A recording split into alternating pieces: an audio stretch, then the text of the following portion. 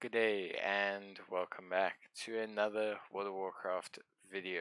In this video we're going to be taking a look at Dathea and obviously taking a look at her on the normal difficulty of the Vault of the Incarnates Raid. Now Dathea is probably the first fight that's quite challenging for a lot of players. It's got a couple mechanics that can really test your group, especially if you're pugging or doing it for the first time.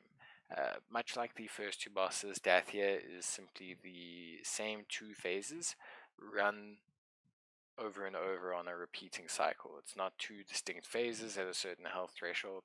She just exists two cycle phases. So we'll take a look at Dathea, and yeah, obviously mention a generic guide, but also a tanking guide as well. So when you start Dathea, it's super important to understand a couple things. So before you begin, it's important to understand that one tank, one of the two tanks, when the ads spawn, must take them and pull them to the opposite sides of the arena. You'll see that there's a green marker here in the distance. The tank must pull the ads to the far side. DPS, it's very important that you do not kill both ads at the same time. You want to kill one ad first so that you are able to have the ad perform its dying move, and then you wait and you kill the second ad. Now when the ad dies, it's going to push you back, and it's super important that you counteract that by either being very close on the far side so that you're not pushed off the platform, or you make sure that you are obviously tanking the ad in the appropriate location. So we'll take a look at the fight. For tanks, it's generally actually not too bad a fight in terms of tank switching, especially if one of your tanks has higher item level or higher gear. So right off the bat, Dathea will remain central the entire fight. One tank has to remain here in the center, otherwise she'll begin to do AoE and randomized damage to the party, which will quickly get rid of your party members. So we Bloodlust, obviously at the beginning of the fight, there's no dependent Bloodlust. I would say if there's anything that you want to worry about, I would probably say maybe you can Bloodlust during her first phase of ads if you really are that concerned about her overall. But yeah, no, there's nothing really too crazy for you to focus on. So Zephyr Slam, you'll see it appear here. This is the tank buster. So this will hit you with stacks that will naturally increase the amount of damage that Zephyr Slam does. Generally, you want to switch as a tank every 2 or 3 stacks, depending on your item level. You will see me in this clip here specifically tank this to like 5 or 6 stacks. It's just because I had a high item level and that demon hunters can circumvent her mechanic quite severely. Zephyr Slam, an important thing is it's not just the damage increase, but when she hits you, you get knocked back. Now as a demon hunter, you can negate this by double jumping just before she makes the attack, and you actually won't move at all, which obviously is great from a demon hunter perspective. So as the fight continues, you'll see that she spawns these kind of tornadoes around the field. These tornadoes, specifically speaking, just avoid them. Eventually they will stop and you'll see arrows spawn, and I'll show you guys when that happens, and they will move in certain directions. You'll see now at this point that several players in the raid have a little blue circle around them. These players have what's called lightning conduit. You need to make sure that you do not have lightning conduit on you and you touch another player. It's very important that you keep it separate so that you're able to take on the fight. So please make sure if you have the blue circle, stay away from each other. Don't move into each other. You can see here that we circumvent her ability. So now she casts Cyclone. So Cyclone makes things a little bit messy. It's going to slowly drag you in. Now if you run against it, as you can see here, you will be able to hold your ground. You can backwalk.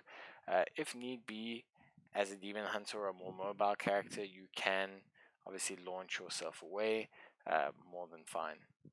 Here you can see me using the double jump mechanism to avoid getting pushed away, which is more than fine. And obviously now you can see these arrows spawning. Okay, so these arrows will indicate the direction of the tornadoes.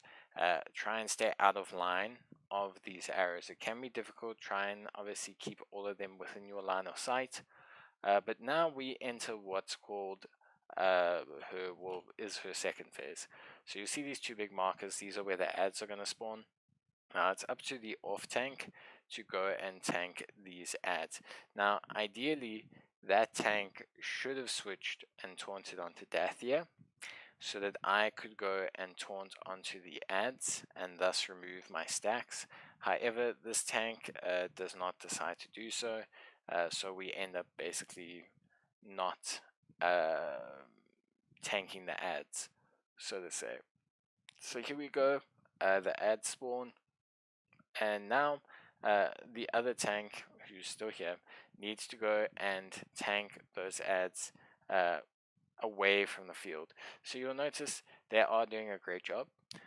They're tanking the ads on the far side of the map. So this means all the DPS players can kind of sit in this side of the map and be blown back, and they shouldn't be blown off and take a large amount of damage. As you can see, the enemy has died, and now as the ad dies, all the players are pushed back. You're pushed back and you put in the air. Now, obviously, again, as a demon hunter, you circumvent this mechanic quite severely.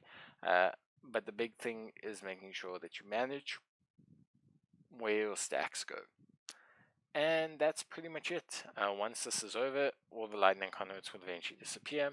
The tornadoes will remain, but that is it. That is Dathea in a nutshell. Nothing too crazy. She casts Cyclone again, and then we start repeating the process. We survive the Cyclone. Don't let it pull you in. You end up moving in here. You can see that I still have far too many stacks. Luckily, the tank has taunted. We'll now wait until those stacks are gone. So we wait. We avoid all these moves, the crosswinds. We avoid everything else. I wait for my stacks to go down. And then now, as that happens, I switch taunt, and then here the ads spawn again, and the other tank will take them, move them across the fight perfectly, and we're ready to go. And that's that. Pretty easy. Honestly, well, I say pretty easy. It can take a couple attempts, but honestly, once you get the hang of it, it's very, very simple. So I hope this helps you guys out. And yeah, obviously, I wish you guys good luck in your fights. Just don't panic if you do get a double blowback. It happens. Just try and delay the kill ever so slightly, and use whatever healing you can. But yeah, pretty straightforward. Nothing really changes too much. Just remains a mess, basically. But yeah, I hope you guys enjoy the video, and I will see you guys in the next one. But until then, take care, stay safe, and bye.